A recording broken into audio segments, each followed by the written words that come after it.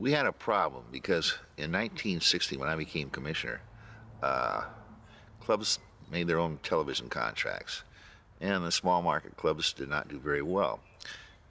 They had a real strange setup.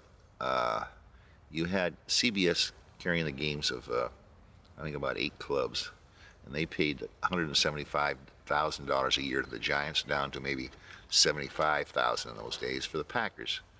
And then you had one of the teams on the Fox Sports Network, not Fox Sports Network in those days.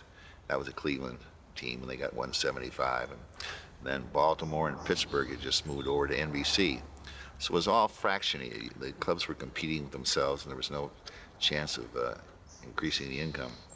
So we did press for an antitrust exemption in Congress, and strangely enough, football is subject to the antitrust laws. Baseball got an exemption way back, and we tried to get one ourselves. We couldn't at that time, but we did get exemption from the standpoint of selling our television rights as a package, all the teams at one time, rather than individually.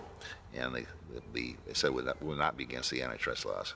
So we got that through, and we were able to then negotiate a contract with CBS, and I guess at that time we were maybe getting $2.5 million, all 12 clubs in those days, and up to now, let's see, 30 years later, they're averaging $32,500,000 a year on the latest contract they got.